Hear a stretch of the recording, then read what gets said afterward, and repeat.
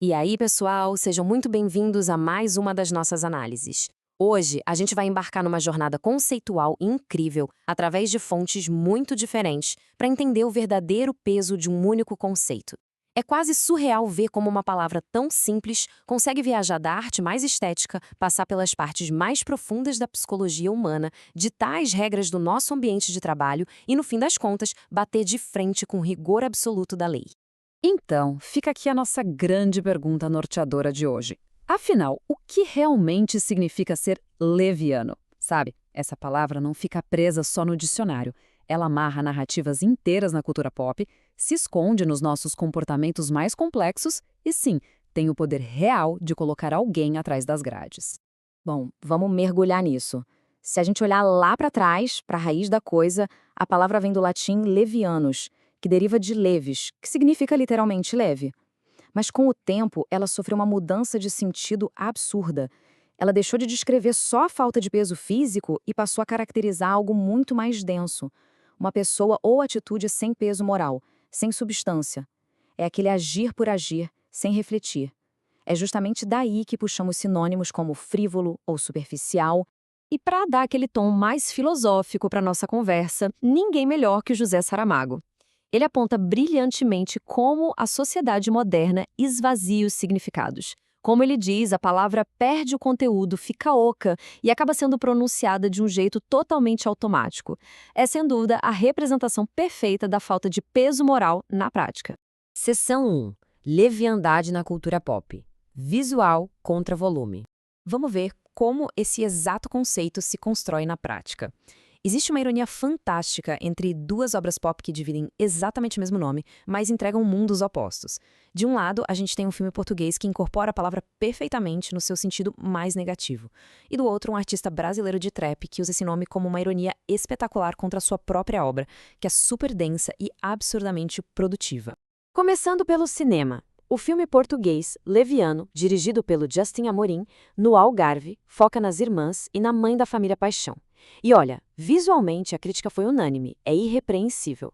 Tem uma estética de tons quentes, parece um videoclipe de tão bonito. Mas aí é que tá a pegadinha.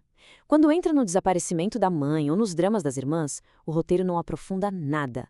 A crítica da época matou a charada dizendo: encanta a vista, mas não enche o coração. É a tradição literal de ser frívolo, né? Lindo por fora, mas sem substância alguma por dentro. Mas aí, quando a gente olha para a cena musical, a gente tromba com o rapper leviano, o famoso Vetim. E aqui o apelido é uma brincadeira genial, porque a obra do cara é pesadíssima. Só para ter uma ideia, na era Free Vetim, de 2026, ele soltou mais de 25 lançamentos. O álbum duplo dele, Malino, tem simplesmente 25 faixas. E com músicas como Fortal Não Tem Neve, ele escancara uma realidade crua. O trampo dele é um manifesto denso e real do trap brasileiro. Então, chamar de leviano alguém com tamanha bagagem e hiperprodutividade é com certeza a maior ironia da cena atual. Seção 2. A psicanálise do comportamento, as profundezas da psique. Saindo um pouco da arte, entrando de cabeça na mente humana, a conversa muda de tom. Porque a mente não tem nada de leve, viu? Entrando numa visão acadêmica mais rigorosa lá da revista latino-americana de psicopatologia fundamental, a gente percebe que o buraco é bem mais embaixo. Aquilo que muitas vezes julgamos como uma atitude irresponsável ou leviana nos nossos relacionamentos, na real, tem fundações e raízes estruturais muito profundas. Analisando de forma imparcial o que Freud e Lacan colocam na mesa, a forma como a gente escolhe um parceiro amoroso passa bem longe da frivolidade. O Freud mapeia como está ligado ao narcisismo, à ameaça da castração e ao famigerado complexo de Édipo. Já o Lacan vai além e diz que a mulher é um sintoma para o homem. Basicamente, as teorias explicam que as nossas escolhas e atitudes no amor, por mais superficiais que pareçam, são impulsionadas por dinâmicas inconscientes hipercomplexas de identidade de gênero e marcas da infância. Então, o ponto crucial aqui é o seguinte: a verdadeira leviandade psicológica praticamente não existe. Sempre que achamos que uma atitude foi do nada, na verdade é o nosso inconsciente se comunicando através de uma linguagem super complexa de sintomas. Sempre tem um peso gigante girando as engrenagens por trás da cortina. Seção 3. Fronteiras da ética profissional. Mas e quando a gente traz isso para o mundo externo, prático, para o nosso ambiente de trabalho? Pegando como base as diretrizes da Universidade Federal de Santa Maria, a realidade das instituições no século XXI simplesmente não tolera ações sem reflexão. Hoje, existe uma cobrança enorme pela união entre a responsabilidade técnica e a responsabilidade social global. Não tem espaço para agir de forma irrefletida, quando as consequências são totalmente palpáveis.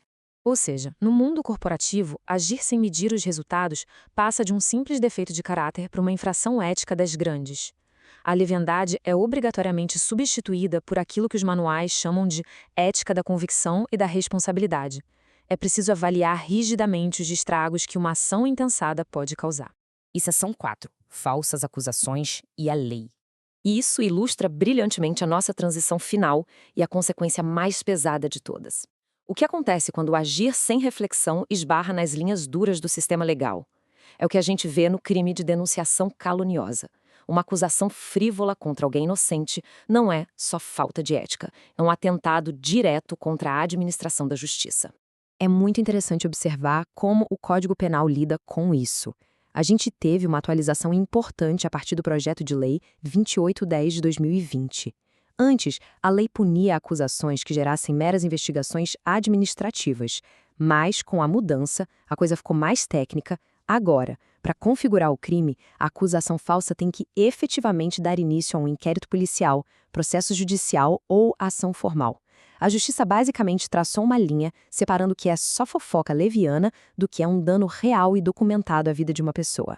E o preço de movimentar a máquina pública com mentiras irrefletidas? De 2 a 8 anos. Sim, de 2 a 8 anos de prisão, além de multa. Para você ver, uma palavra que nasceu do latim para significar algo leve e sem peso pode resultar em quase uma década atrás das grades.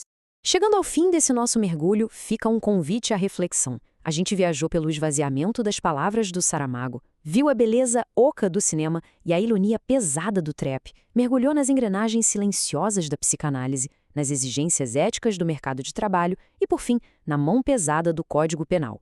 Diante de toda essa jornada, fica a grande provocação final. Na balança da nossa sociedade, qual é, de fato, o verdadeiro peso de uma atitude leviana? Muito obrigado a todos por acompanharem mais essa exploração fascinante com a gente e não deixem de questionar aquilo que parece leve demais na superfície. Até a próxima!